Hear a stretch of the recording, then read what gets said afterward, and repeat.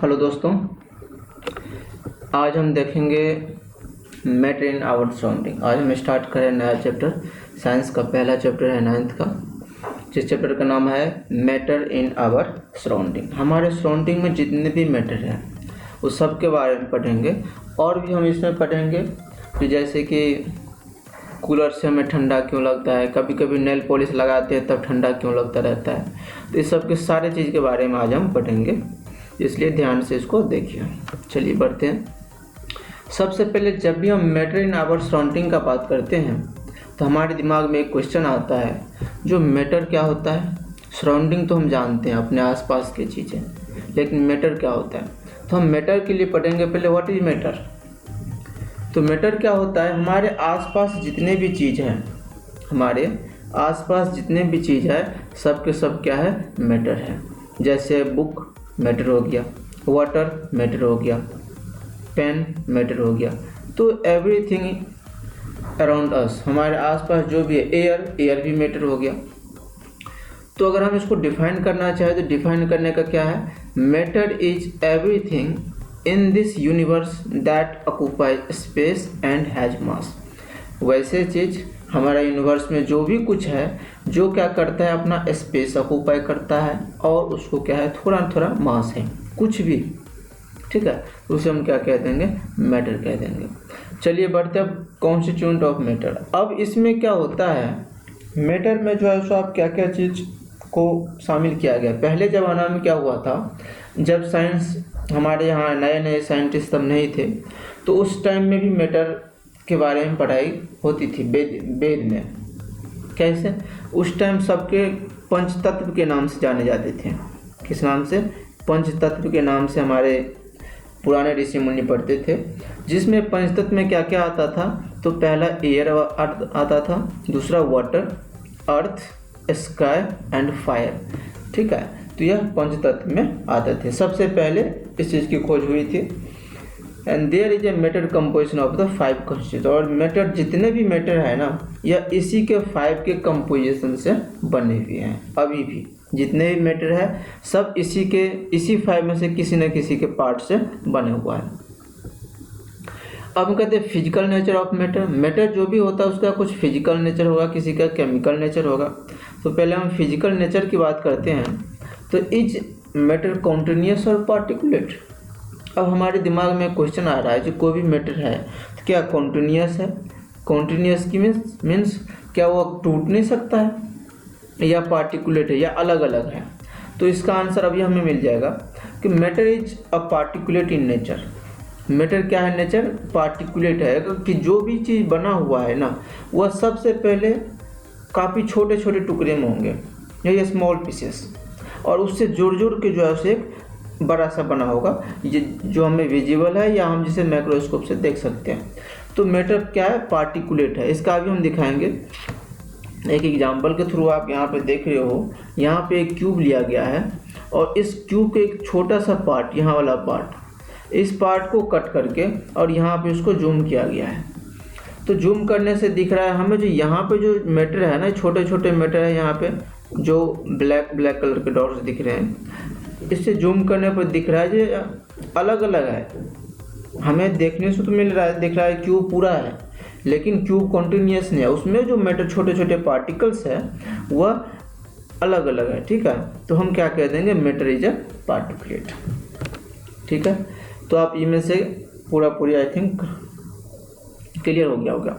चलिए आगे देखते हैं। For example we put a drop of red colour. अब एक और एग्जाम्पल हम लेते हैं। जब भी आप लाल कलर जब पानी में हम जब मिलाते हैं, मिक्स करते हैं, तो हमें दिखता है कि रेड कलर जो है सो नीचे धीरे धीरे जाता रहता है कहीं ना कहीं। इसका मतलब क्या, इसका मतलब है जो पानी के अंदर भी स्पेस है, जिस स्पेस में रेड कलर पास कर रही है।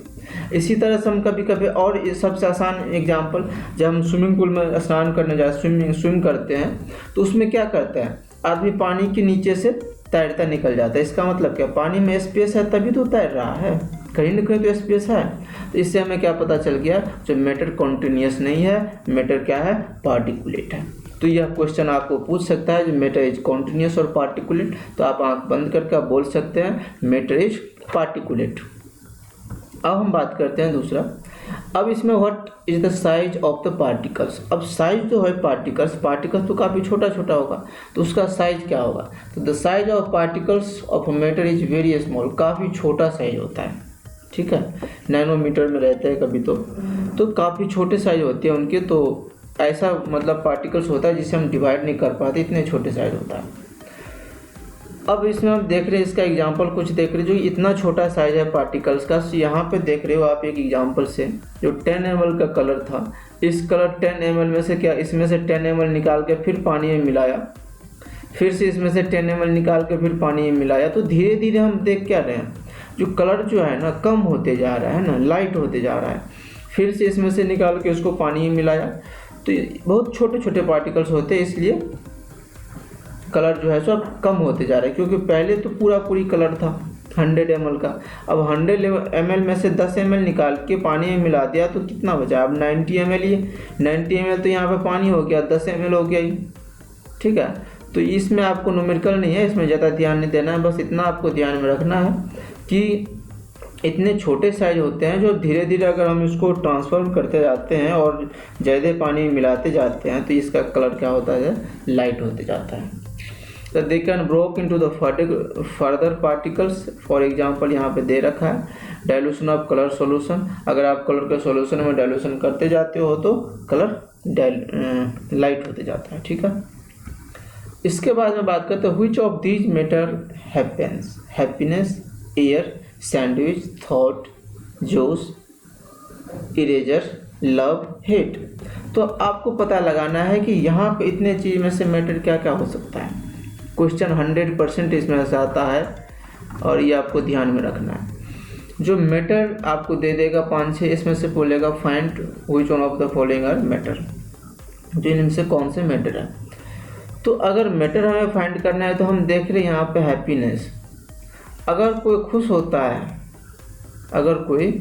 होता है तो क्या स्पेस कवर करता है या उसमें वेट बढ़ जाता है? अगर कोई हंसने लगे तो क्या उसका वेट बढ़ जाएगा? बिल्कुल नहीं। तो यह एक फीलिंग है, तो फीलिंग जब भी है तो ना तो इसमें स्पेस है, ना ही स्पेस है, और ना ही क्या है इसमें मास है, ठीक है। तो ना तो स्पेस है और ना ही मास है, इसलिए मैटर नहीं है, ठीक है। एयर की बात करते हैं तो एयर मैटर है, सैंडविच मैटर है, थॉट्स की बात करो आप, क्या कोई सोचता है दिमाग में तो स्पेस हो जाता है? नहीं, बिल्कुल नहीं। हम उसके बाद में ना ही इसमें मास बढ़ता है। तो थिंकिंग क्या है? थिंकिंग पावर ये सब मैटर नहीं है।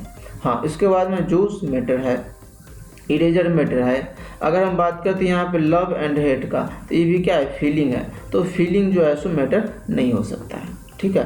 ये लोग मैटर नहीं है, यह फीलिंग है, ठीक है। तो इस चीज़ का आपको ध्यान रखना है। जो मैटर क्या होगा? जो स्पेस ऑक्यूपाई करेगा और जिसमें मास होगा।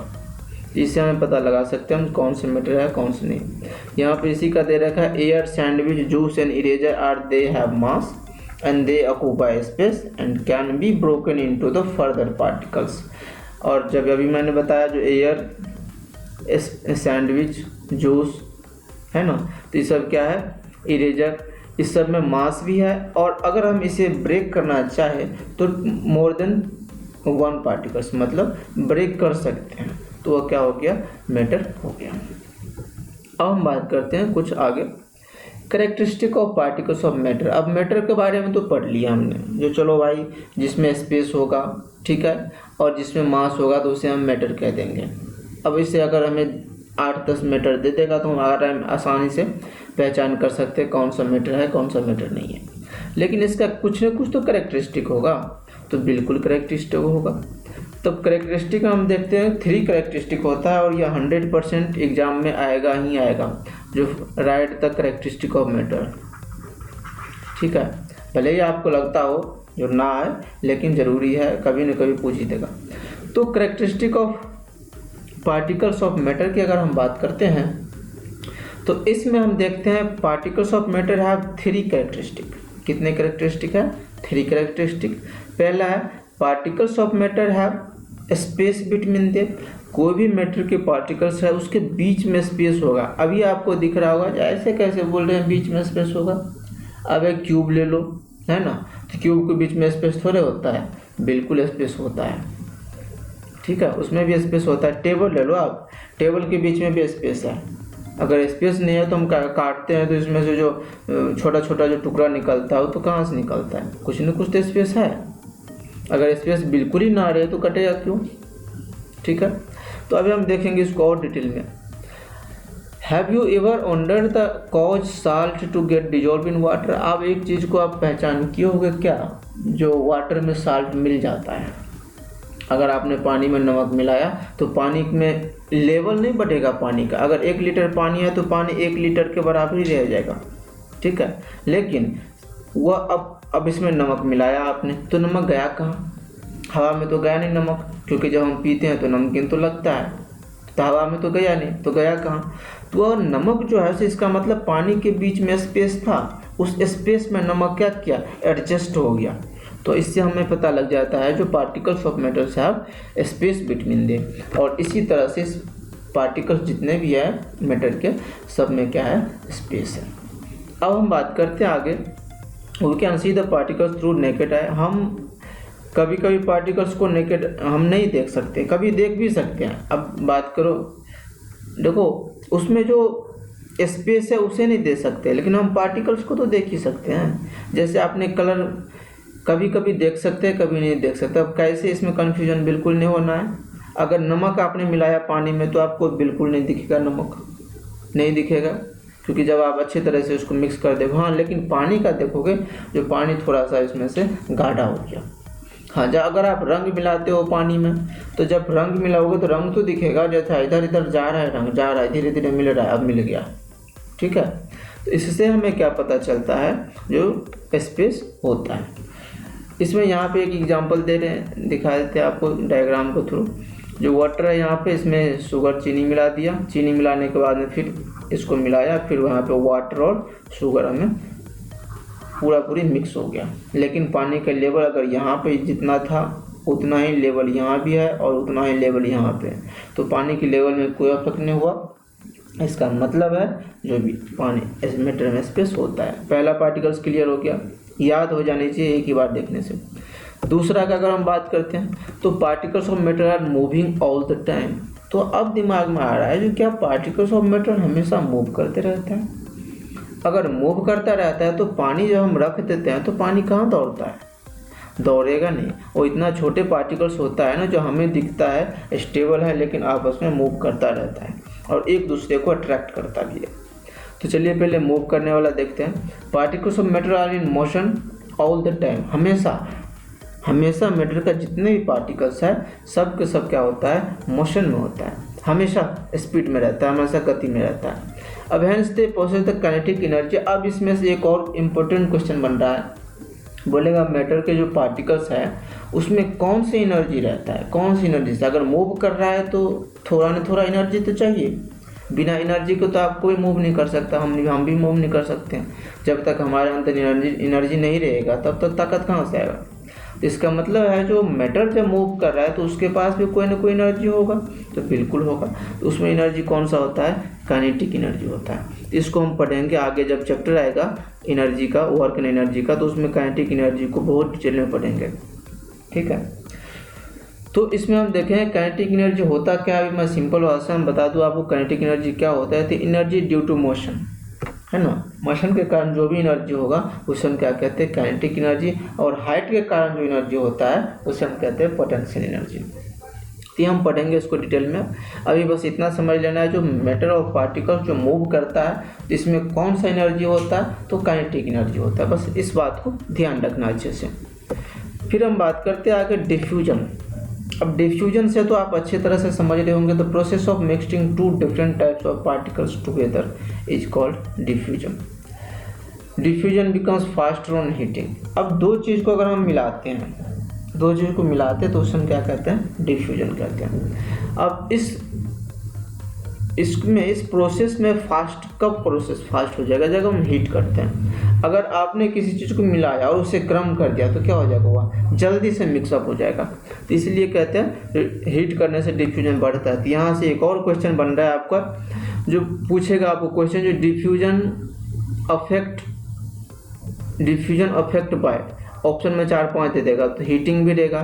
तो हीटिंग से क्या होता है, डिफ्यूजन फास्ट हो जाता है। ठीक है, इससे भी आपको पता चल सकता है तो डिफ्यूजन फास्ट कैसे होता है। तो अगर हमने गर्म कर दिया, किसी चीज़ को मिलाया और गर्म कर दिया, तो वह जल्दी से मिक्सअप हो जाएगा, तो उसे हम कह देंगे डिफ्यूजन।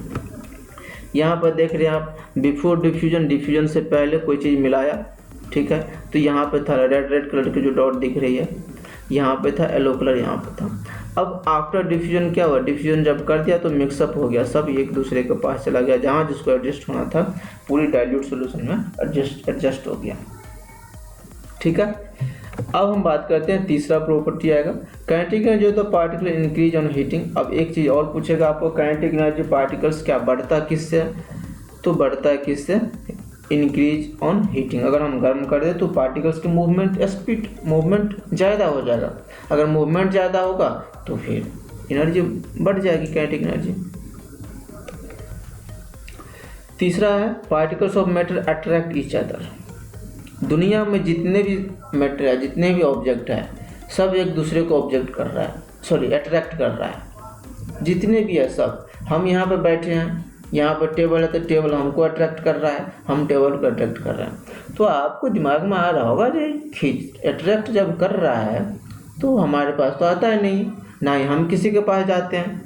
अगर आप 2 आदमी बैठे हो तो वो भी एक दूसरे को अट्रैक्ट करता है, लेकिन एक दूसरे को कोई खींचता नहीं है। इसका कारण क्या है, तो इसके कारण हम पढ़ेंगे किसमें, ग्रेविटेशन में। लेकिन फिर मैं बता देता हूँ, क्योंकि अट्रैक्शन ऑफ जो पार्टिकल्स होता है वो डिपेंड करता है उसके मास पे। जिसको ज़्यादा मास होगा, काफ़ी ज़्यादा मास होगा, ग्रेविटेशनल फोर्स इस पर काम करता है, तो ज़्यादा मास होंगे तो वह ज़्यादा अपनी तरफ खींचेगा। तो हम तो यहाँ पे बैठे हैं, ठीक है, लेकिन हमसे बहुत बड़े मास लेके कौन बैठा है नीचे, अर्थ बैठा है। तो हम जितना फोर्स लगा रहे हैं ना, उससे लाखों गुना फोर्स कौन लगा रहा है, अर्थ लगा रहा है हमें खींचने में।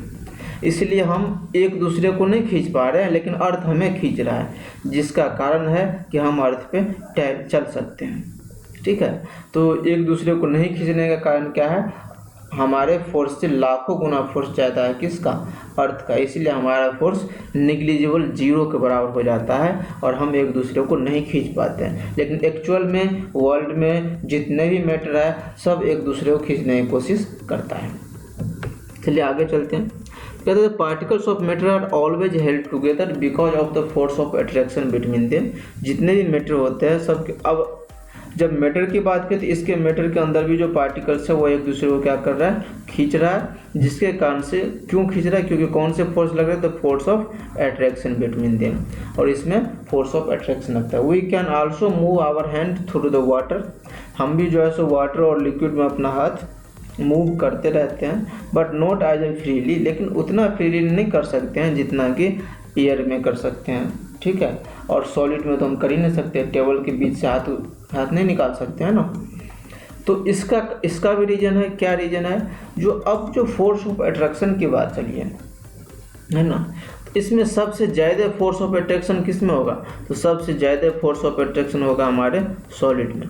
यहाँ पर अगर आपको नहीं दिख रहा है कुछ, तो यहाँ पे freely as we can in the air. ठीक है, freely as we can in the air, मतलब एयर में हम जितना स्पीड में हाथ मूव कर सकते हैं उतने स्पीड में हम पानी में नहीं कर सकते हैं, और जितना स्पीड में पानी में कर सकते हैं उतना स्पीड हम सॉलिड में नहीं कर सकते हैं। जिसका कारण है कि force of attraction between the particles है सबसे ज़्यादा किस में होता है, तो सबसे ज़्यादा सॉलिड में होता है, उसके बाद लिक्विड में होता है, और सबसे कम होता है गैस में। तो जब हम सॉलिड, लिक्विड एंड गैस का डिफरेंस पढ़ेंगे तो उसमें सारा कुछ डिटेल में पढ़ेंगे। फिर हम बात करते हैं आगे, नेक्स्ट आता है स्टेट ऑफ मैटर। यहाँ तक आपको समझ में आ गया होगा, आई थिंक। नहीं आएगा तो थोड़ा सा वीडियो को बैक कीजिएगा, फिर आ जाएगा समझ में। अब हम बात करते हैं स्टेट ऑफ मैटर। तो स्टेट्स ऑफ मैटर क्या होता है, तो मैटर का कितने स्टेट होते हैं, तो एक्चुअली होता तो 5 है, लेकिन पहले हम 3 पढ़ेंगे और बाद में 2 पढ़ेंगे। ठीक है। अभी पढ़ेंगे हम 3, कौन कौन से पढ़ेंगे, एक तो सॉलिड पढ़ेंगे, दूसरा लिक्विड स्टेट और गैसियस स्टेट, ठीक है।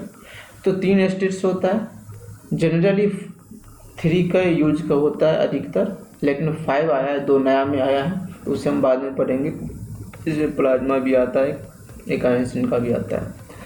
तो अभी पहले 3 पढ़ते हैं। तो 3 में पढ़ने के सबसे आसान तरीका है पढ़ने का कंपैरिजन मेथड से।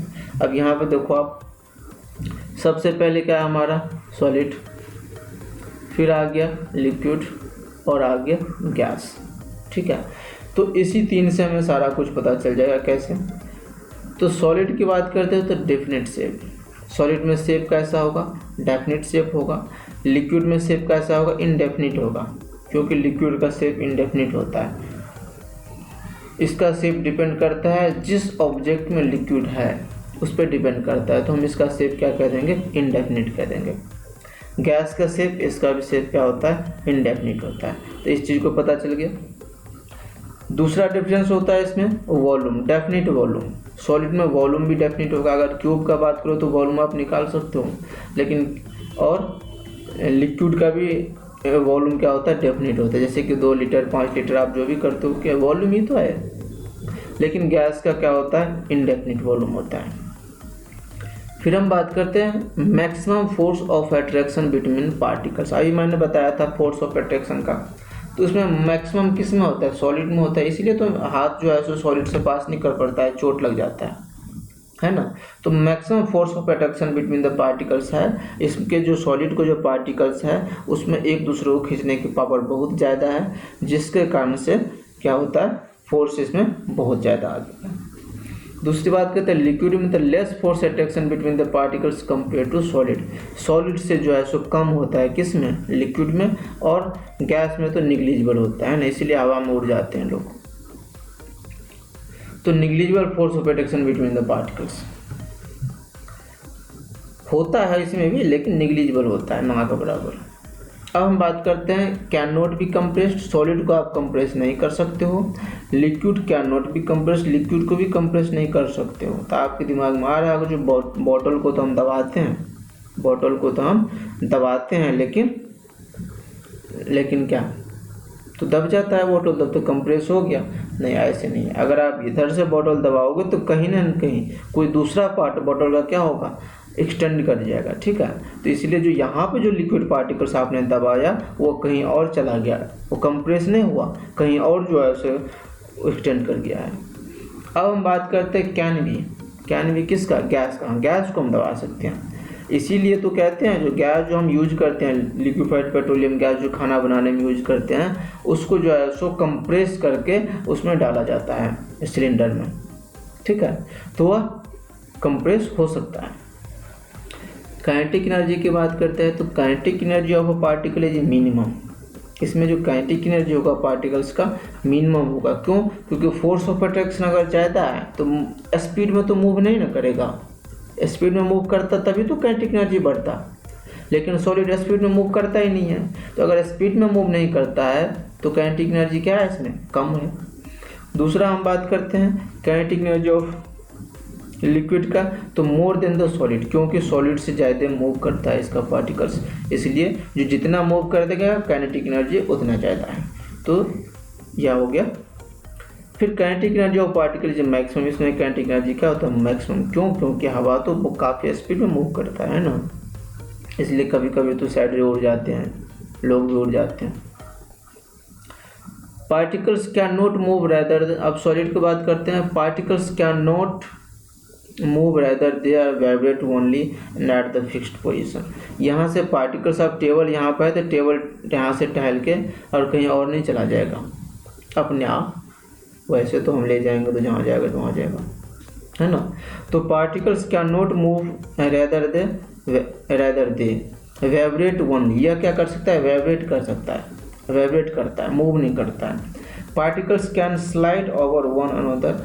इसमें जो पार्टिकल्स होता है यह एक दूसरे पर स्लाइड कर सकते हैं। जैसे पानी का लेयर मान के चलिए ऐसे ऐसे है, तो एक लेयर पे दूसरा लेयर चलेगा, दूसरा पे तीसरा, तीसरा चौथा, चौथा पांचवा, है ना। तो यह स्लाइड कर सकता है और मूव भी करेगा, है ना। फिर हम बात करते हैं गैस का। समझ में आया चीज़? सॉलिड का बिल्कुल ही मूव नहीं करेगा, कैन नॉट मूव, या बस वाइब्रेट करेगा, वाइब्रेशन होगा इसमें। लिक्विड मूव कर सकता है, एक दूसरे पे स्लाइड कर सकता है। पार्टिकल्स कैन मूव फ्रीली, और एयर का तो कोई बात ही नहीं, एकदम बिंदास है, टहलते रहते हैं हमेशा। तो गैस क्या है? Particles can move freely. अब हम बात करते हैं सॉलिड में फिर से हाई डेंसिटी। अब डेंसिटी जिसका जितना ज़्यादा होगा, है ना, डेंसिटी का हम क्या, डेंसिटी का होता है मास अपॉन वॉल्यूम। डेंसिटी का जो फॉर्मूला होता है मास अपॉन वॉल्यूम। तो जिसमें जितना ज़्यादा मास होगा उसका उतना ज़्यादा डेंसिटी होगा। तो मास तो सबसे ज़्यादा किस में होता है? सॉलिड में होता है। तो सबसे ज़्यादा सॉलिड में अगर मास होता है तो डेंसिटी भी इसका क्या होगा? सबसे ज़्यादा होगा। डेंसिटी लोअर देन सॉलिड, इसका जो डेंसिटी होगा क्या होगा? सॉलिड से कम होगा। और इसका होगा लोएस्ट डेंसिटी, सबसे कम किसका होगा? गैस का। फ्लोबिलिटी की बात करते हैं तो कैन नॉट फ्लो, है ना, तो सॉलिड फ्लो नहीं कर सकता है। लिक्विड फ्लो करेगा, और फ्लो कंप्रेस्ड, ये भी फ्लो करेगा और कंप्रेस्ड होगा। तो आई होप आपको ये तीनों के तीनों जो है सो पता चल गया होगा। कंपैरिजन अगर लिखना चाहते हो तो आप इसको लिख सकते हो, ठीक है। नहीं, अगर आपको इसका पीपीटी चाहिए, नोट्स चाहिए, तो आप नीचे कमेंट कर सकते हैं, तो आई विल प्रोवाइड यू।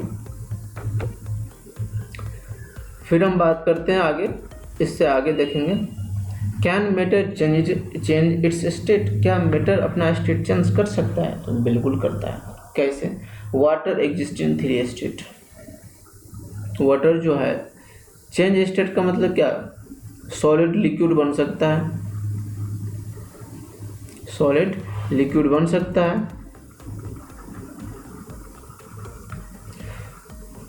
ठीक है। अगर सॉलिड लिक्विड बन गया तो क्या होगा? स्टेट चेंज हो गया। तो यहाँ पर हम देखते हैं बिल्कुल होता है। तो जैसे कि आइस, आइस जब रहता है, वाटर एक ऐसा है, पूछेगा जो कौन सा ऐसा मैटर है जो तीनों स्टेट में रहता है। स्टेट में दिल्ली स्टेट नहीं, ठीक है। यहाँ पे स्टेट मीन्स आप जानते होंगे, हम 3 स्टेट की बात कर रहे हैं, सॉलिड, लिक्विड एंड गैस की। तो आइस यहाँ पे क्या है? सॉलिड में है, तो सॉलिड में है। वाटर क्या है? लिक्विड है। वाटर वेपर गैस में है। लेकिन तीनों के तीनों किसके फॉर्म में? वाटर के फॉर्म में। तीनों को हम H2O से लिख सकते हैं। This is an indication that matter can change it's state. और यह एक इंडिकेशन है क्या? किसका? जिससे कि मैटर अपना स्टेट चेंज कर सकता है। अब हम बात करते हैं affect of change of temperature. अगर हम टेम्परेचर चेंज कर देते हैं तो क्या क्या अफेक्ट होता है, ठीक है। तो टेम्परेचर को चेंज करने से क्या अफेक्ट होगा? तो पहले हम पढ़ेंगे सॉलिड पे, सॉलिड पे क्या अफेक्ट करता है, फिर पढ़ेंगे लिक्विड पे, और गैस के भी पढ़ेंगे, इसका भी चर्चा करेंगे। तो यहाँ पे बात करते हैं एज वी हीट सॉलिड। अगर हम सॉलिड को क्या करते हैं? हीट करते हैं, तो kinetic energy between the particles increases. अभी मैंने बताया था जी काइनेटिक एनर्जी किस पे डिपेंड करता है? तो काइनेटिक एनर्जी डिपेंड करता है उसके हीटिंग पावर पे। अगर हम हीट करेंगे तो काइनेटिक एनर्जी क्या होगा? बढ़ जाएगा। तो सॉलिड का काइनेटिक एनर्जी क्या होगा? बढ़ जाएगा, इंक्रीज कर जाएगा। Which decrease the force. अगर काइनेटिक एनर्जी जिसमें बढ़ेगा, जिसमें जितना काइनेटिक एनर्जी होगा उसका फोर्सेस उसमें उतना कम लगेगा। अभी मैं बताया था जो सबसे ज़्यादा काइनेटिक एनर्जी किस में था, बताइए? तो सबसे ज़्यादा काइनेटिक एनर्जी किस में था? गैस में था। तो गैस में फोर्स ऑफ अट्रैक्शन सबसे कम, जस्ट अपोजिट, ठीक है। They start vibrating. अगर हम हीट कर देते हैं तो वह क्या करता है? उसके जो पार्टिकल्स होता है वाइब्रेट होना स्टार्ट हो जाता है और चेंज देयर पोजिशन। वाइब्रेट होकर अपना पोजिशन क्या करने लगता है? चेंज करने लगता है slowly. Due to heat of the particles become free and solid convert into liquid. और सॉलिड क्या करता है? लिक्विड में कन्वर्ट हो जाता है, ठीक है। दूसरा अगर हम बात करें तो मेल्टिंग पॉइंट। तो मेल्टिंग पॉइंट भी होता है। अगर हम हीट करते हैं, किसी चीज़ को गर्म करते रहते हैं, तो उसमें कहीं न कहीं जाकर मेल्ट कर जाएगा। जैसे कि आयरन को आप मेल्ट कर देते हो। जैसे गोल्ड का कोई ज्वेलरी बनाता है, तो ज्वेलरी बनाने से पहले क्या करते हैं? जिस टाइप का, जिस स्ट्रक्चर, जिस ढांचे में उसको चाहिए, जिस मतलब कभी डिजाइन हो, सॉरी डिजाइन मान लीजिए आप, तो जिस डिजाइन का उसको बनाना है, चाहे वो कैसा भी ज्वेलरी बनाए तो पहले क्या करेंगे, उस डिजाइन का एक स्ट्रक्चर ढांचा तैयार करेगा और उस मेटल को हीट करके और उसमें फिर पोर कर देगा, ठीक है। और कुछ देर बाद भी ठंडा हो जाएगा तो जैसे डिजाइन था, फूल का डिजाइन है या कुछ भी डिजाइन हो, तो वह क्या होगा, उसी डिजाइन का फिर उसका ज्वेलरी मिल जाएगा। तो सब मेल्टिंग पॉइंट कब होता है, तो मेल्टिंग करने के बाद ही सब ऐसा होता है। तो अगर हम बात करते हैं टेम्परेचर एट विच, वैसे तो मेल्टिंग पॉइंट आपसे पूछेगा, ये भी बहुत इम्पोर्टेंट है, पूछेगा जो मेल्टिंग पॉइंट क्या होता है। तो temperature at which solid melts to become a liquid, वैसे टेम्परेचर जिस पे सॉलिड क्या करेगा, मेल्ट करके क्या बन जाएगा, लिक्विड बन जाएगा एट एटमॉस्फेरिक प्रेशर, तो उसे हम क्या कह देंगे, melting point. Melting point of ice की अगर हम बात करते हैं तो आइस का मेल्टिंग पॉइंट कितना है, 273.16 केल्विन, ठीक है। तो the temperature at which solid melts to become a liquid at atmospheric pressure, atmospheric pressure पे अगर हमने टेम्परेचर बढ़ाया किसी भी सॉलिड को और वो सॉलिड क्या हुआ, लिक्विड में कन्वर्ट होना स्टार्ट हो गया, तो उसको हम कह देते हैं मेल्टिंग पॉइंट। दूसरा हम बात करते हैं फ्यूजन। फ्यूजन क्या है, यह process of melting a solid into the liquid. Fusion क्या है, एक प्रोसेस है जिससे सॉलिड से कोई भी मैटर किस में कन्वर्ट हो जाता है, लिक्विड में कन्वर्ट हो जाता है, तो उसको हम कह देते हैं फ्यूजन, ठीक है।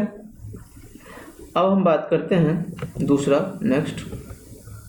अब यहाँ पे देखिए आइस का टुकड़ा है ना, आइस का टुकड़ा, इसे क्या किया, हीट किया, हीट करने के बाद में अब यह क्या बन गया, लिक्विड बन गया। आप देखते होंगे कभी कभी जैसे कोल्ड ड्रिंक सब का रहता है तो वह आइस बन जाता है, लेकिन हम कुछ देर बाहर में रख देते हैं तो धीरे धीरे वो लिक्विड बन जाता है। क्यों, क्योंकि एटमॉस्फेरिक प्रेशर पे जो टेम्परेचर होता है, मतलब आप ऐसा मान लीजिए जो फ्रिज के अंदर टेम्परेचर कुछ कम रहता है इसलिए ठंडा हो जाता है, बर्फ़ बन जाता है, लेकिन हम फ्रिज से निकालते हैं तो उसका फिर एटमॉस्फेरिक टेम्परेचर में वो मिल जाता है, जिसके कारण से क्या होता है, उसको हीट मिलता है और हीट मिलने से वो क्या करता है, सॉलिड से ट्रांसफ़र किस में हो जाता है, लिक्विड में ट्रांसफ़र हो जाता है। इसके बाद में हम बात करते हैं what happen to the matter when we heat. अगर हम किसी भी मैटर को हीट करते हैं तो क्या होता है, तो in the melting process one solid reach to the melting point and its temperature does not increase further. अब यहाँ पे बहुत ही इम्पोर्टेंट चीज़ है जो ये भी आप इसको ध्यान से देखना है कि अगर हम गर्म करते रहते हैं, मान के चलिए आपने पानी को गर्म किया और पानी क्या हुआ, बॉयल होना स्टार्ट हो गया, तो जब भी बॉयल होना स्टार्ट हो गया तो और भी आप गर्म करोगे तो 100 डिग्री सेल्सियस से पानी नॉर्मल एटमॉस्फेरिक प्रेशर पे जाते पानी का गर्म नहीं होता है। कोई बोलेगा पानी 110 डिग्री गर्म करो, तो 110 डिग्री टेम्परेचर पर आप पानी को गर्म नहीं कर सकते हो इस एटमॉस्फेरिक प्रेशर पे। हाँ, एटमॉस्फेरिक प्रेशर जब चेंज होता है तो उसका होता है, लेकिन अभी हमें इतना समझना है, जो पानी को हमने अगर गर्म किया, पानी बॉयल होना स्टार्ट हो गया, तो बॉयल होने से क्या होता है, और भी हम उसको गर्म करें तो क्या 100 डिग्री सेल्सियस से ज़्यादा हो जाएगा, नहीं होगा, ठीक है, 100 डिग्री सेल्सियस ही रहेगा। अगर ज़्यादा और कम होता है तो वह होता है प्रेशर पर डिपेंड करता है। अब इसका ही मैं बताता हूँ, थोड़ा सा कन्फ्यूजन नहीं रहे। अगर हम प्रेशर कुकर की बात करते हैं, है ना, तो प्रेशर कुकर में कभी कभी पूछते का, अभी तो इसमें है नहीं लेकिन चलिए जान लेते हैं, जो खाना जल्दी क्यों पक जाता है, क्योंकि प्रेशर कुकर में प्रेशर जो है उससे ज़्यादा होता है, और प्रेशर अगर बढ़ गया तो बॉइलिंग पॉइंट बढ़ जाता है। तो जब बॉइलिंग पॉइंट बढ़ जाता है तो हम नॉर्मल, अगर हम पानी को बात करते हैं तो नॉर्मल पानी अगर 100 डिग्री सेल्सियस पर अगर बॉयल होना स्टार्ट हो जाता है, यही पानी अगर हम एटमॉस्फेरिक प्रेशर कुकर की अगर हम बात करते हैं, ठीक है, अगर हम प्रेशर कुकर की बात करते हैं तो उसमें जो है यह पानी कितने डिग्री पर गर्म होगा, उसमें पानी लगभग 110 डिग्री सेल्सियस पर बॉयल करना स्टार्ट होगा। इसका मतलब है 10 डिग्री सेल्सियस हीट ज़्यादा इसने ले लिया, जिसके कारण से इसमें खाना क्या होता है, जल्दी पक जाता है, और नॉर्मल में खाना लेट से पकता है, ठीक है। तो यही कारण है कुकर का। तो इसमें अभी हम बता रहे थे जो अगर 100 डिग्री सेल्सियस आपने गर्म किया, तो अभी हम प्रेशर कुकर वाले को अभी डिस्कस नहीं करेंगे, बस जानना चाह रहे थे, क्योंकि इसमें प्रेशर बढ़ जाता है, प्रेशर बढ़ने से बॉइलिंग पॉइंट बढ़ जाती है, और बॉइलिंग पॉइंट बढ़ने के कारण जो है उसको खाना इसमें जल्दी पक जाती है, क्योंकि नॉर्मल में 100 डिग्री सेल्सियस पे पानी बॉयल करता है, लेकिन प्रेशर कुकर में 110 या 100 डिपेंड करता है प्रेशर कुकर पे, तो 100 से लेकिन ऊपर जाके ही बॉयल करना स्टार्ट होता है, जिसके कारण खाना जल्दी पक जाता है। अब हम बात करें तो अगर 100 डिग्री सेल्सियस पे, चलिए अब नॉर्मल बात करते हैं सिलेबस का। 100 डिग्री सेल्सियस पर अगर आपने गर्म करना स्टार्ट कर दिया और भी आप जो है उसे हीट दे दो, ठीक है, और भी आप हीट दे रहे हो, तो अगर आप और भी हीट दे रहे हो लेकिन फिर भी गर्म कर रहे हो, लेकिन क्या 100 से ऊपर बढ़ेगा? तो नहीं बढ़ेगा। तो जब नहीं बढ़ेगा तो हीट गया कहाँ? तो हीट जो गया वह हीट क्या किया, उस वाटर को वेपराइज करने के लिए, ठीक है, उस वाटर को वेपर में कन्वर्ट करने के लिए जो एनर्जी चाहिए थी, उस एनर्जी में वह हीट कन्वर्ट हो गया, और इसी हीट को हम कहते हैं लैटेंट हीट। तो इसको तो हम कहेंगे vaporisation, latent heat of vaporisation. लेकिन जब हम बात करते हैं, अगर आप मान के चलिए बर्फ़ का एक टुकड़ा है हमारे पास, ठीक है, अब बर्फ़ का टुकड़ा को आपने गर्म किया, चलिए गर्म कर दिया। गर्म करने के बाद में इस बर्फ़ का टुकड़ा को हमने एक बकेट में रख लेते हैं, कहीं भी रख लेते हैं। तो इसमें रखने के लिए क्या हुआ, अब यह बर्फ़ का टुकड़ा मान के चलिए मेल्ट हो गया, ठीक है। अगर बर्फ़ का टुकड़ा मेल्ट हो जाएगा तो जितना टेम्परेचर अगर इसका होगा ना 0 डिग्री सेल्सियस, बर्फ़ का टुकड़े का टेम्परेचर 0 डिग्री सेल्सियस, लेकिन अगर आप इस मेल्टिंग वाले को जो आप टेम्परेचर मापोगे ना, जो अभी अभी मेल्ट हुआ है, इसका भी टेम्परेचर कितना होगा? 0 डिग्री सेल्सियस। लेकिन हीट तो आपने दिया काफ़ी सारे, हीट देने के बावजूद भी इसकी टेम्परेचर नहीं बढ़ी। यहाँ भी बर्फ़ का 0 डिग्री सेल्सियस था, यहाँ भी 0 डिग्री सेल्सियस। क्यों? क्योंकि लेकिन हीट गया कहाँ? तो यह हीट जो है ना, इस बर्फ़ को लिक्विड बनाने में मतलब खर्च हो गया, ठीक है। तो इसीलिए इसी हीट को हम कहते हैं लैटेंट हीट। वैसे हीट यहाँ पे लिख रखा है, यहाँ पर आ जाएगा latent heat. The heat energy which use to break the force of attraction, वैसे हीट एनर्जी जो क्या करता है, फोर्स ऑफ अट्रैक्शन को ब्रेक करता है between the particles of matter, is known as latent heat, ठीक है। Since the heat is hidden, यह हीट छुपा रहता है, हमें दिखता नहीं है। अब क्यों नहीं दिखता है? क्योंकि यहाँ भी 0 डिग्री सेल्सियस था और यहाँ भी 0 डिग्री सेल्सियस, तो दिख नहीं रहा हमें, लेकिन ये अपना काम कर दिया है। क्या काम किया? यहाँ सॉलिड था और उसको लिक्विड में चेंज कर दिया, ठीक है। इसे हम कहते हैं लैटेंट हीट। तो आई होप लैटेंट हीट समझ में आ गया होगा, बहुत इंपॉर्टेंट है ये, ठीक है। अब हम बात करते हैं, तो इसमें क्या होता है, लैटेंट हीट ऑफ फ्यूजन। तो लैटेंट हीट समझ में आ गया। अब हम बात करेंगे लैटेंट हीट ऑफ फ्यूजन का। तो फ्यूजन क्या होता है? फ्यूजन का मतलब क्या? फ्यूज करना। तो अगर आपको डेफिनेशन पूछे लैटेंट हीट ऑफ फ्यूजन क्या होता है, तो इसके लिए आपको क्या करना है, the amount of heat energy required to change 1 kg of solid, 1 kg solid को लिक्विड में कन्वर्ट करने में जितने हीट की ज़रूरत होगी, वह उस हीट को हम क्या कहते हैं? Latent heat. Latent heat of fusion at atmospheric pressure at its melting point is known as latent heat of fusion. तो आप यहाँ से अच्छे से देख लोगे क्या, जो 1 kg मान के चलिए हमारे पास आइस है, सॉलिड बर्फ है, इसे हमने क्या किया, लिक्विड में कन्वर्ट कर दिया। तो लिक्विड में कन्वर्ट करने के लिए जिस हीट की ज़रूरत होती है उसे हम लैटेंट हीट ऑफ फ्यूजन कहते हैं। और यहीं पर आपको एक और आ जाएगा, atmospheric pressure exerted by the weight of the atmosphere. फिर दूसरा आता है लैटेंट हीट ऑफ वेपराइजेशन, जो मैंने बताया था अभी। जो latent heat of vaporisation, latent heat of fusion, यहाँ पे बिल्कुल कन्फ्यूजन होता है और हर एक बार एग्जाम कन्फ्यूज करता है। ऐसा आपको हमेशा पूछता है, इसमें कोई दिक्कत ही नहीं इसमें। तो लैटेंट हीट ऑफ वेपराइजेशन की अगर हम बात करते हैं, तो the amount of heat energy required to change 1 kg of liquid into gas. अब यहाँ पे था क्या, लैटेंट हीट ऑफ फ्यूजन, देखिए 1 kg of solid into liquid. वैसे हीट की जितने हीट की ज़रूरत होती है 1 kg ऑफ सॉलिड को लिक्विड में कन्वर्ट करने के लिए, उसे हम लैटेंट हीट ऑफ फ्यूजन कहते हैं। लेकिन अगर हमें 1 kg ऑफ लिक्विड, यहाँ पे देखिए 1 kg ऑफ लिक्विड को अगर हमने गैस में कन्वर्ट करने के लिए जितने हीट की ज़रूरत होगी, कहाँ पे, at boiling point, at boiling point, atmospheric pressure at boiling point. लेकिन यहाँ पे देखिए, यहाँ पे atmospheric pressure at melting point. इस बात को ध्यान रखोगे, कभी भूलोगे नहीं। इसको हम कहते हैं लेटेंट हीट ऑफ वेपोराइजेशन। अभी आपको एक सुंदर सा डायग्राम दिखाते हैं, इससे आपको पता चल जाएगा जी क्या होता है यहाँ पे। तो यहाँ पे हम देख रहे हैं सॉलिड का एक टुकड़ा है, ठीक है, मान लीजिए आइस है, और आइस के टुकड़े को क्या किया, इसने हीट तो दिया।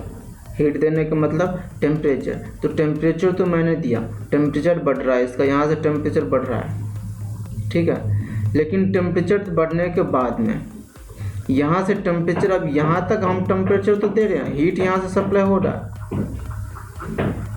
हीट तो सप्लाई हो रहा है, लेकिन हीट सप्लाई होने के बावजूद यहाँ पर टेम्परेचर क्या है, कांस्टेंट है। तो मैं क्या बताया था, मान के चलिए यहाँ पर आप, मैं ऐसा मान लेता हूँ -10 डिग्री सेल्सियस है, लेकिन -10 डिग्री सेल्सियस से आपने टेम्परेचर बढ़ाया, अच्छी बात है, बढ़ रहा है।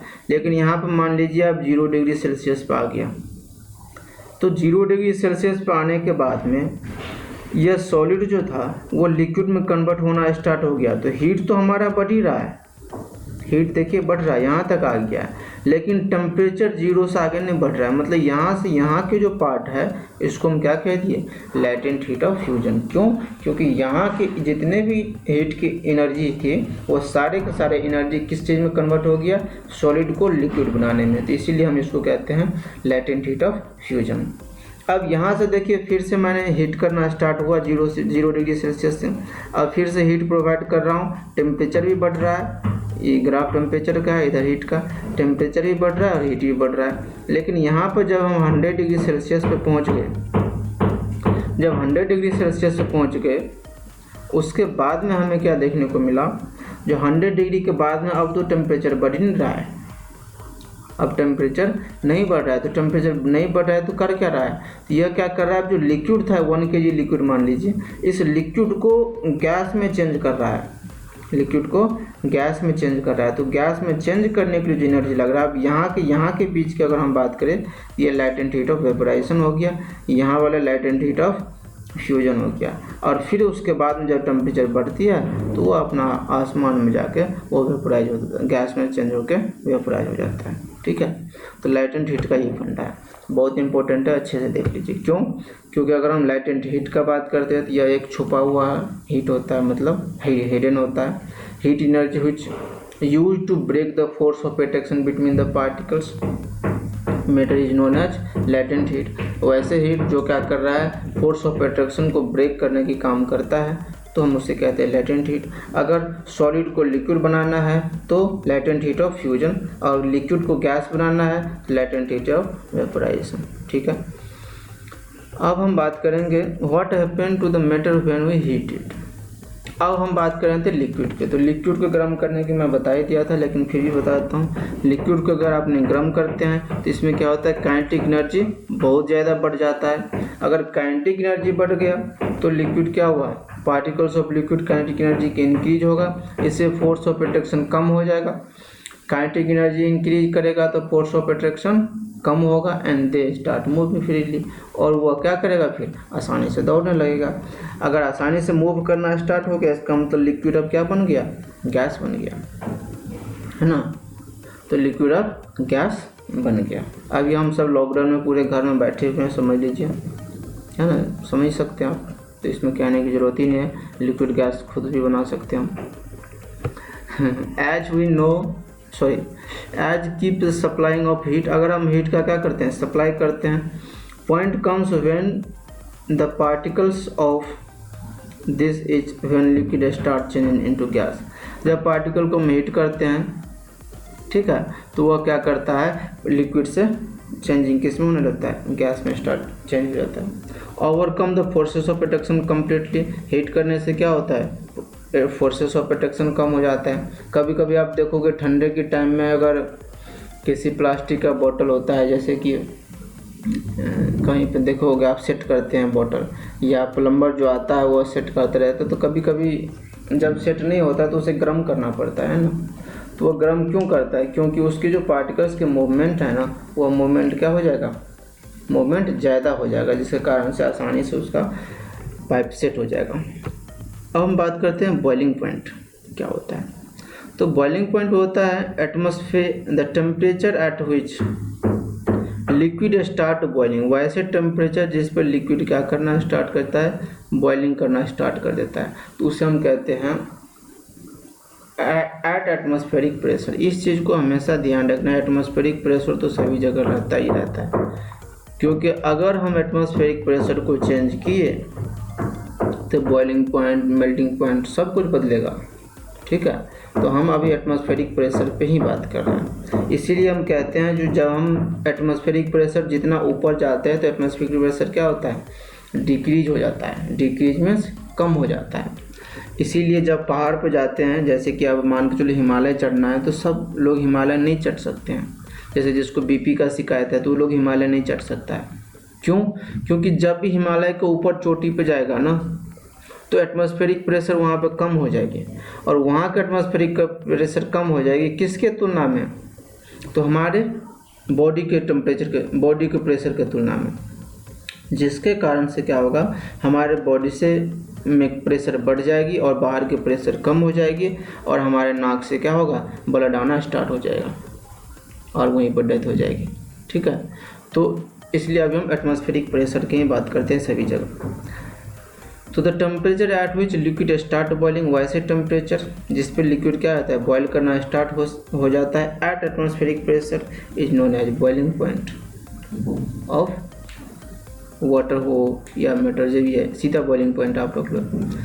अगर हम बात करते हैं for example the boiling point of water, water का बॉइलिंग पॉइंट आपसे पूछ सकता है, तो 373 केल्विन, 373 केल्विन। अगर हम बात करते हैं डिग्री सेल्सियस में तो 100 डिग्री सेल्सियस, ठीक है। तो 1 डिग्री सेल्सियस इसको टू होता है कितना, 273 केल्विन, ठीक है। तो जितना भी रहेगा उसमें आप 273 ऐड कर दोगे। जैसे कि मान के चलो अब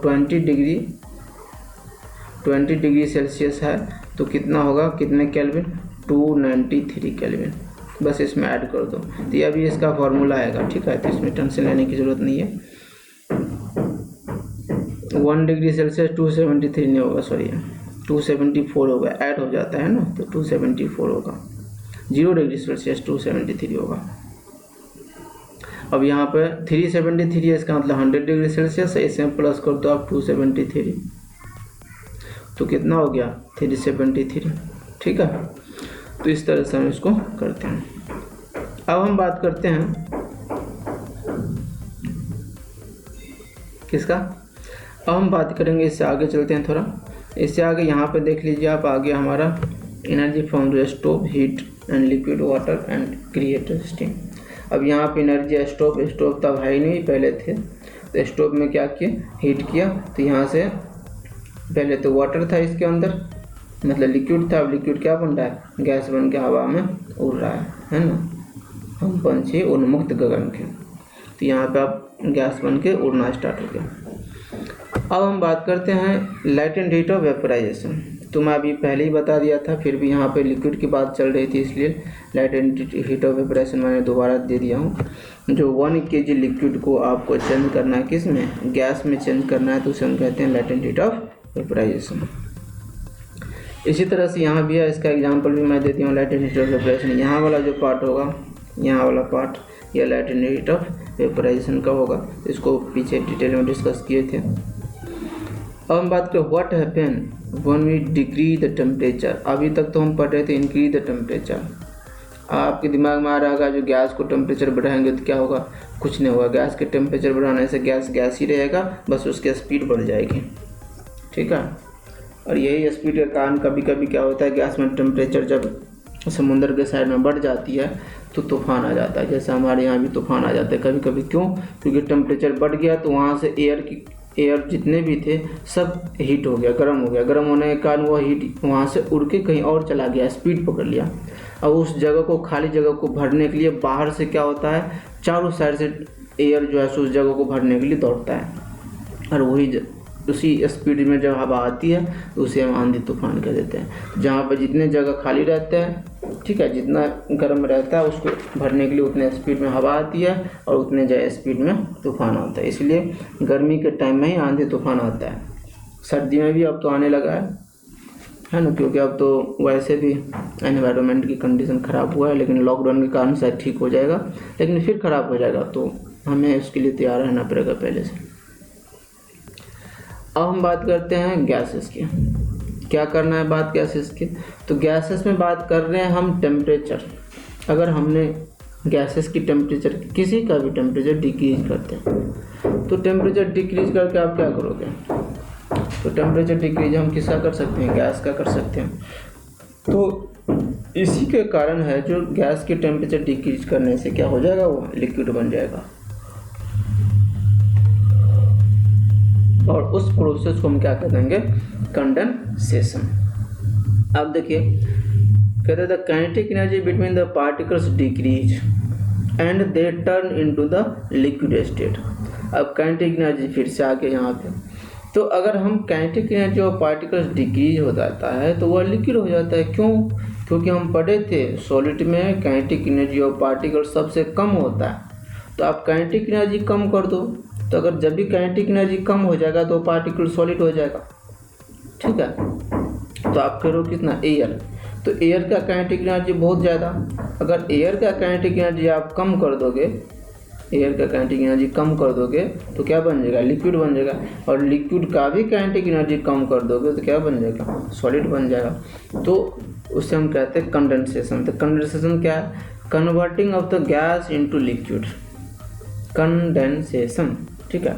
तो अगर हम गैस को किस में कन्वर्ट कर दिए, लिक्विड में कन्वर्ट कर दिए बाय कूलिंग डाउन, किसके द्वारा, ठंडा करके उसको, तो its temperature and the formation of cloud is due to the condensation. इसी तरह से क्लाउड जो बनती है जब वाटर मतलब बारिश होती है तो वो भी किसके कारण से होता है, कंडेंसेशन से। यहाँ से आपके क्वेश्चन बहुत ही इंपॉर्टेंट क्वेश्चन बन गया, जो क्लाउड जो फॉर्मेशन होता है वो किस कारण से होता है, फॉर्मेशन ऑफ क्लाउड, तो ड्यू टू कंडेंसेशन। क्यों, क्योंकि जब भी हीट किए थे एयर की जो पार्टिकल्स थे वह क्या हुआ था, एयर में था, अब वेपराइज हो गया। अब कंडेंसेशन के कारण क्या हुआ, एयर के पार्टिकल जब ठंडा हुआ तो ठंडा होने से वो क्या कर छोटे छोटे बूंद में कन्वर्ट हो गया, क्लाउड्स में कन्वर्ट हो गया।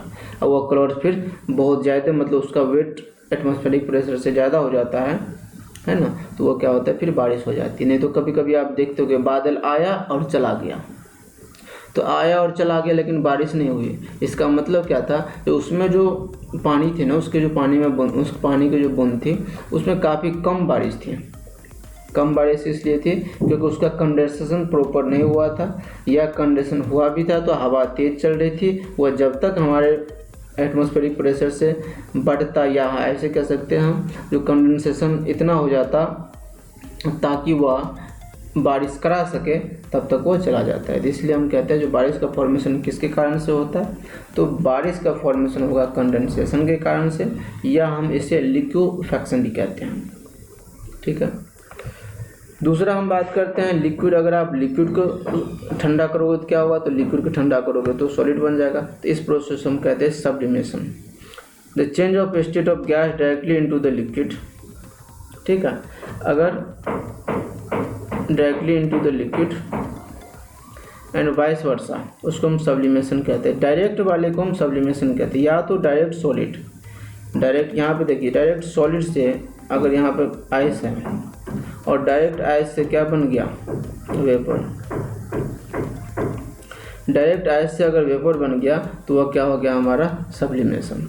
तो या डायरेक्ट गैस, ऐसे गैस समझ लीजिए, डायरेक्ट सॉलिड, सॉलिड से क्या बन गया, गैस। तो सॉलिड से अगर गैस बन गया, ठीक है, तो इसको हम कह देंगे सब्लिमेशन। या गैस से सॉलिड बन गया उसको भी कह देंगे हम, सॉरी हाँ, उसको भी सब्लिमेशन कह देंगे, ठीक है। अब हम बात करते हैं, अब हम बात करेंगे किसका, तो अब हम बात करते हैं, सब्लिमेशन हो गया आपका, ठीक है। लिक्विड में चेंज नहीं होता, इस बात को ध्यान रखना है। सब्लिमेशन में सॉलिड से डायरेक्ट गैस जाएगा, सॉलिड से लिक्विड नहीं है, ठीक है। तो उसे हम कह देते हैं सब्लिमेशन। अब यहाँ पे एक स्टेट ऑफ मैटर है यहाँ पे जो आपको अच्छे से क्लियरिफाई कर देगा। चलिए यहाँ पे हमारा सॉलिड है, प्यारा सा बर्फ महाराज, ठीक है। पहले इसी को पकड़ते हैं, तो सॉलिड से क्या बन गया, गैस, तो सब्लिमेशन। सॉलिड से गैस बन गया तो सब्लिमेशन, ठीक है। और सॉलिड से बन गया लिक्विड तो मेल्टिंग और लिक्विफिकेशन, ठीक है। सॉलिड से अगर लिक्विड बन गया तो, ठीक है। यहाँ से देखिए आप, लिक्विड से फिर क्या बन गया, गैस, तो इवेपोरेशन। लिक्विड से गैस बन गया तो इवेपोरेशन, और गैस से फिर सॉलिड बन गया, सॉरी गैस से लिक्विड बन गया तो कंडेंसेशन, ठीक है। तो एक बार इसको अच्छे से देख लोगे तो याद ही हो जाएगा। और अगर लिक्विड से अगर सॉलिड बन जाए तो उसको क्या कह देता हूँ, फ्रीजिंग कह देते हैं। फ्रीज हो गया, है ना, वो वाला फ्रीज नहीं जो खेलते टाइम कहते हैं फ्रीज, वो नहीं, ठीक है। इस फ्रीजिंग का मतलब जो अगर आपने कोल्ड ड्रिंक का जो बॉटल था वो आपने किस में रख दिया, अपने क्या कहते हैं उसको, अरे फ्रिज में रख दिया। तो अगर आपने फ्रिज में रख दिया तो फ्रिज में रखने के बाद वो क्या हुआ, ठंडा हो गया, तो मतलब फ्रीजिंग कहते हैं उसको, ठीक है। फिर हम बात करते हैं आगे next point, effect of change of pressure. Pressure के चेंज होने से क्या होगी, तो अभी मैंने बताया था आपको जो प्रेशर वाली बात, जो प्रेशर के चेंज होने से कभी कभी बदलता है कुछ कंडीशन। तो when apply the pressure we can bring the particles of matter close. अगर आपने प्रेशर अप्लाई किया तो उसके पार्टिकल्स के जो मैटर था वो क्या हो गया, क्लोज टू ईच अदर, एक दूसरे के नज़दीक आ जाएगा। Thereby increasing the force of attraction, जिसके कारण से फोर्स ऑफ अट्रैक्शन क्या होगा, उसका बढ़ जाएगा among the particles. When you compress और decrease the temperature of gas, अगर आपने टेम्परेचर ऑफ गैस को क्या किया, कम किया और उसे कंप्रेस किया, that change in the liquid. इसीलिए एलपीजी इसको कहते हैं लिक्विफाइड पेट्रोलियम गैस। तो पेट्रोलियम गैस तो है ही, लेकिन उससे क्या बनाया है, लिक्विड में कन्वर्ट करके हम अब हमारे घर में आता है और हम इसको यूज करते हैं, ठीक है। अब हम बात करते हैं ड्राई, सबसे इम्पोर्टेंट है, 100% आपको आएगा ही आएगा, यहीं पर नहीं, यहाँ से लेकर 10, 12, 11 जितने भी आप कंपटीशन एग्जाम दोगे सब में ड्राई आइस आएगा हमेशा। क्यों, क्योंकि ड्राई आइस से लोगों के दिमाग में एक अहम आ जाता है, एक भ्रम सी आ जाती है, क्या, अच्छा ड्राई आइस तो सूखा बर्फ की बात कर रहा होगा, ऐसा बर्फ कैसे सूख जाएगा, और थोड़ा बर्फ सूख जाएगा, बिल्कुल नहीं। तो ड्राई आइस होता है हमारा carbon dioxide in the solid form. अगर आपने CO2, ठीक है, CO2 को सॉलिड फॉर्म में ले लिया तो इसको हम कह देंगे ड्राई आइस, ठीक है, इसे हम ड्राई आइस कहेंगे, ना कि हम जिस आइस को बात करते हैं, पानी वाला जो आइस होता है बर्फ का टुकड़ा, उसका होता है H2O। तो H2O और CO2 में बहुत डिफरेंस है, ठीक है। तो ड्राई आइस जब भी पूछे तो ड्राई आइस कौन सा, CO2 ड्राई आइस सही है, ना कि H2O। तो ऑप्शन में देगा ही देगा हमेशा, तो इसमें इसको सही करके आना है, ना कि इसको, इस बात को ध्यान रखना, बहुत ही इम्पोर्टेंट है। नहीं तो आइस का मतलब हम बर्फ़ जानते हैं, लेकिन हमेशा बर्फ़ नहीं होता है, आइस का मतलब सॉलिड CO2 को भी हम क्या कहते हैं, ड्राई आइस कहते हैं, सूखा बर्फ। नेक्स्ट टॉपिक का बात करेंगे हम, नेक्स्ट आता है इवेपोरेशन। और इवेपोरेशन से आपको पता चल जाएगा, जो जब भी हम मान के चलिए कोई भी क्रीम लगाते हैं, क्रीम छोड़िए आप नेल पॉलिश लगाते हैं, तो आपको क्या लगता है, ठंडा सा महसूस होने लगती है ना। तो ठंडा सा ऐसा क्या है उसमें आइस तो है ही नहीं, तो फिर ठंडा क्यों लग रहा है ना। या कभी कभी हम और भी, जैसे कि आप कूलर की बात करते हैं, है ना, या कभी पसीना हो जाता है, पसीना के बाद में हम जब भी आते हैं तो पसीना के बाद ठंडा लगने लगता है। ठंडा क्यों लगता है ऐसा, क्योंकि पसीना जब गर्म से आया है तो गर्मी आनी चाहिए, लेकिन ऐसी तो होती नहीं। तो इस सब का कारण कौन है, इवेपोरेशन। इस सब का कारण क्या है? इवेपोरेशन। अगर इस टाइप का क्वेश्चन पूछे तो कुछ करे न करे इवेपोरेशन का चर्चा तो जरूर करें। इसमें कैसे चर्चा करेंगे हम इवेपोरेशन का? देखिए कहते हैं इवेपोरेशन पहले जान लेते हैं क्या है। The phenomena of changing of liquid into vapours at any given temperature below its boiling point is called evaporation. Boiling point से नीचे की टेम्परेचर, बॉइलिंग पॉइंट से कम की टेम्परेचर को आपने क्या किया, या जब भी बॉइलिंग पॉइंट से कम की टेम्परेचर को आपने क्या किया, चेंज कर दिया, किस में? वेपर में चेंज हो गया, तो उससे हम कह देते हैं इवेपोराइजेशन। जैसे देखते हैं यहाँ पे इवेपोरेशन में क्या हुआ, यहाँ पर लिक्विड था, यहाँ पर हमारा लिक्विड है, ठीक है, और ये लिक्विड किस में चेंज हो गया? गैस में चेंज हो गया, कि क्या हो गया? इवेपोरेशन हो गया। अब हम बात करते हैं evaporation is different than boiling. या इवेपोरेशन और बॉइलिंग दोनों डिफरेंट है।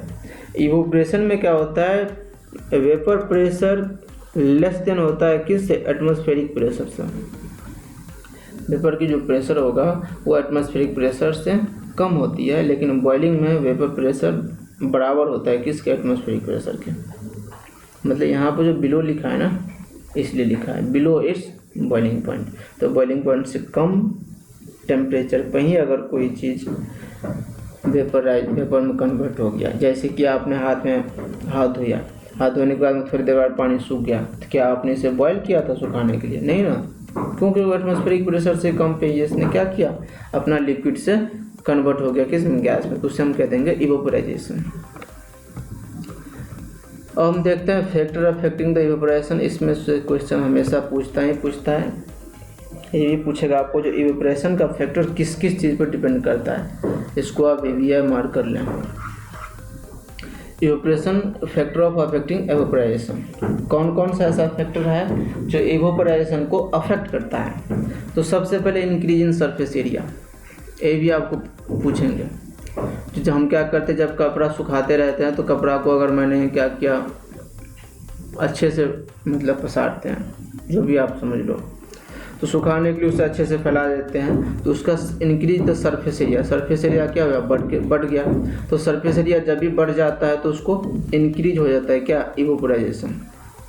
तो उसमें इवेपोरेशन होना स्पीड में मतलब इंक्रीज हो जाता है, बढ़ने लगती है, जिसके कारण से कपड़े जल्दी सूख जाते हैं।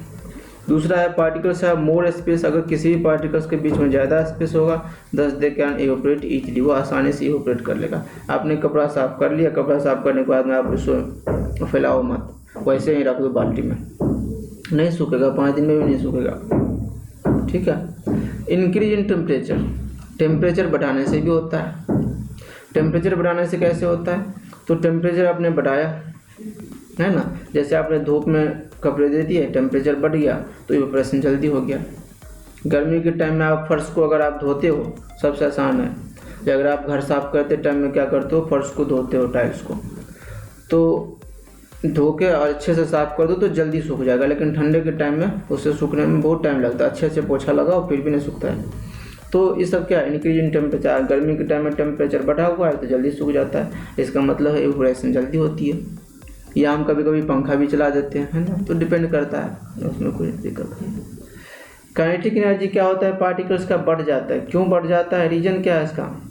क्योंकि काइनेटिक एनर्जी मैं बताया था हीट करने से बढ़ती है, तो टेम्परेचर बढ़ा तो काइनेटिक एनर्जी बढ़ा, काइनेटिक एनर्जी बढ़ा तो फिर इवेपोरेशन बढ़ा। इंक्रीज इन ह्यूमिडिटी, ह्यूमिडिटी का मतलब कि आप ठंडा कर दो, ह्यूमिडिटी बढ़ गया, इसका मतलब है तो जब हम बात करते हैं किसका, हम बात करते हैं ठंडी के टाइम में जब ओस आ जाती है ना, फॉग जिसको कहते हो आप, ओसेंट वाला फॉग नहीं, तो उससे हम क्या करते हैं, उसमें उस टाइम में डिक्रीज हो जाता है इवेपोरेशन। उस टाइम में इवेपोरेशन जल्दी नहीं होता है, इसका मतलब है उस टाइम में कपड़े सूखने में काफ़ी टाइम भी लगते हैं, है ना, तो उस टाइम में इवेपोरेशन नहीं होती है। दूसरा आप देखो तो इसका कारण क्या है? तो उसका कारण है water content in air air increase and so evaporation decrease. अब वाटर कंटेंट जो है एयर में क्या होता है? बढ़ जाता है, तो वाटर पहले से एयर में है तो वाटर कहाँ से एयर में चेंज करेगा? नहीं करेगा, तो इसलिए। उसके बाद हम बात करते हैं इंक्रीज इन विंड स्पीड। हाँ, हवा अगर तेज बढ़ गया तो उससे भी क्या होता है? इवेपोरेशन बढ़ जाती है। तो कैसे, अगर आप एक और मैं एग्जांपल ले लेता हूँ, आप बोले खाली कपड़ा साफ करने के एग्जांपल लेते हैं, एक और एग्जांपल ले लेता हूँ। कभी कभी क्या करते हैं वॉशिंग मशीन में लोग देते हैं, मैं इसलिए ऐसा एग्जांपल ले रहा हूँ ना ताकि आपके दिमाग में बैठ जाए। कभी कभी वॉशिंग मशीन में जो ड्रायर में देते हैं, तो ड्रायर में देने के बाद में क्या करते हैं, उसको घुमाते हैं ना कपड़ा को, मशीन जब स्विच ऑन करते हैं तो एकदम स्पीड में ऐसे ऐसे घूमने लगते हैं। उससे क्या होता है, उससे हवा की स्पीड बढ़ जाती है, उसके अंदर उस मॉलिक्यूल्स की स्पीड बढ़ जाती है, जिसके कारण से वह विंड क्या होती है, स्पीड बढ़ने से इवेपोरेशन बढ़ जाते हैं और पानी क्या होता है, पानी सब का सब भाग जाता है, और पानी जब भी भाग जाता है तो कपड़ा सूख जाता है। दूसरा, अगर धूप ना भी रहे और हवा तेज चल रही है तो भी क्या होता है, कपड़ा सूखने की चांसेस है। इसका मतलब है जो हवा के बढ़ने से इवेपोरेशन क्या होता है, इंक्रीज हो जाता है। Water vapour are blown away by wind, है ना, वाटर का वेपर जो है उसे हवा के द्वारा क्या होता है, बाहर भाग जाता है, अलोइंग मोर इवेपोरेशन, और इसके कारण इवेपोरेशन बढ़ जाता है। अब हाउ इवेपोरेशन कॉज कूलिंग, अब इवेपोरेशन के कारण कूलिंग कैसे होता है, तो यह भी हमें पूछेगा ही पूछेगा, इवेपोरेशन हमेशा पूछता है। The process of evaporation use the energy of the liquid particles, therefore particles absorb the energy. अब कह रहे हैं इवेपोरेशन से ठंडा कैसे होता है।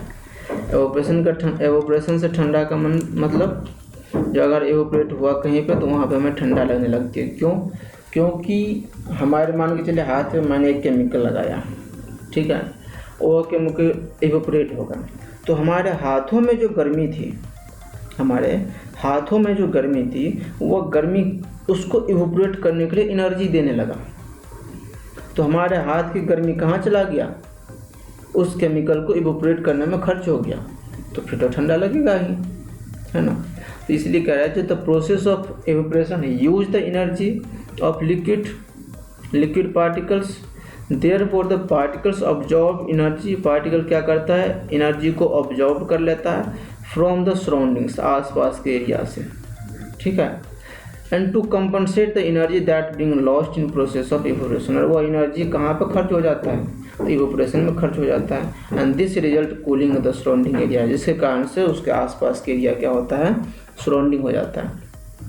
और यहाँ पे देख लेते हैं, लो एनर्जी रिमेन्स सेम रहता है, medium energy pulled back into the water, और हाईएस्ट एनर्जी इवोपरेट, जब एनर्जी बढ़ जाती है तो क्या होता है, इवोपरेट हो जाती है, ठीक है।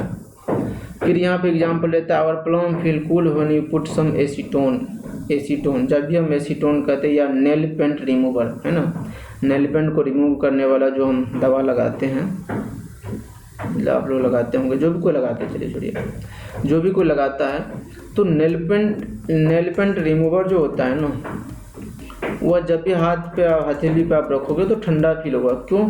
क्योंकि उसमें भी सेम यही होता है, हमारे हाथों की जो गर्मी होती है, हाथों में जो एनर्जी होता है, वो सारा का सारा एनर्जी खत्म हो जाता है क्या, इस नेल पेंट को इवोपरेट करने में, तो हमारे आसपास के एरिया क्या हो जाता है, ठंडा हो जाता है।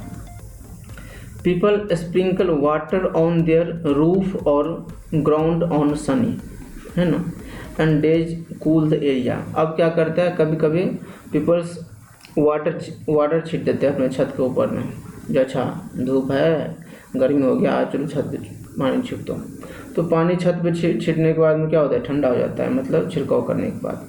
क्यों? क्योंकि उस पानी को, पानी से ठंडा नहीं होता एक्चुअली, उस वहाँ पे जितने भी गर्मी है ना, जो गर्मी है, वो गर्मी क्या उस पानी को इवोपरेट करने के लिए अपनी पूरी ताकत लगा दिया और इवोपरेट कर दिया पानी को, लेकिन गर्मी इवोपरेट करने में खर्चा हो गया, अब वो ठंडा हो जाएगा, है ना। अगर इवोपरेट नहीं करता तो हम पानी फेंक रहे हैं तो पानी सूखता क्यों, वहीं पे पानी रहना चाहिए, सोचने वाली बात है, पानी वहीं पे रहना चाहिए। तो इसीलिए we are able to sip hot tea faster in the saucer than the cup. तो क्या कहते हैं, हम जब गर्म पानी कहते हैं, जब भी हम चाय पीते हैं ना, तो कप से आसान तरीका से हम गर्म चाय किसमें पी सकते हैं, एक मिट्टी का जो बर्तन होता है उसमें। क्यों?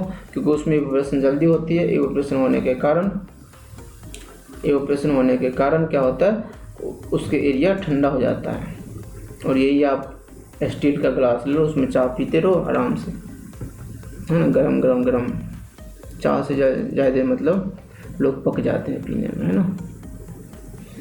चलिए अब हम बात करते हैं why people where cotton clothes in summer. ये भी अच्छी बात है, जो कम समर के टाइम में हम कॉटन क्लॉथ्स क्यों पहनते हैं, तो we perspire the more summer. अब यहाँ पर हम देख रहे हैं जो सेम है, यहाँ पर जब भी आए ना ठंडा वाला चीज़, आराम से इवोपरेशन का चर्चा कर दीजिएगा, नंबर मिल जाएगा।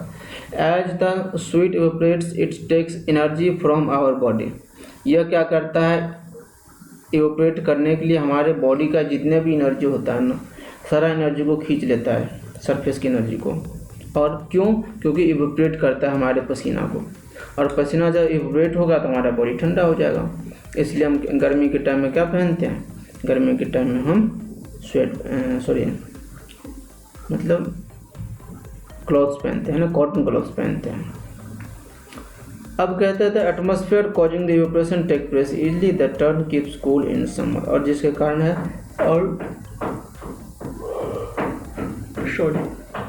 और cotton can absorb the sweat easily, और कॉटन जो है आसानी से स्वेट को क्या करता है, अब्जॉर्ब कर लेता है। तो आपको क्वेश्चन पूछेगा जो हम कब गर्मी के टाइम में कॉटन क्लॉथ्स क्यों पहनते हैं, जिसका कारण है कि कॉटन क्लॉथ्स क्या करता है, स्वेट को आसानी से अब्जॉर्ब कर लेता है और उसे एवोपरेट करता है। तो एवोपरेट करने में जितने भी एनर्जी होता है हमारे बॉडी के, सारा एनर्जी भी अब्जॉर्ब कर लेता है, जिसके कारण से हमारे बॉडी ठंडा हो जाता है। दूसरा हम बात करते हैं why water droplet appear on the surrounding of glass of ice cold. कभी आपने कोका कोला थम्स अप पिए होंगे तो आप देखो होंगे कि गिलास में अगर आप डालते हो तो गिलास के ऊपर में ना छोटा छोटा सा बिंदी सा हो जाता है। तो ऐसा छोटा छोटा सा बिंदी क्यों हो जाता है, बारिश तो नहीं होती है, नहीं। तो वहाँ पे क्या होता है, जब ठंडा होता है ना, क्योंकि काफ़ी ठंडा रहता है, तो काफ़ी ठंडा होने के कारण क्या करता है, वो एटमॉस्फेयर के जितने भी मतलब ग्लास रहते हैं, टोटल ग्लास के एरिया वो क्या कर देता है, बिल्कुल कूल डाउन कर देता है।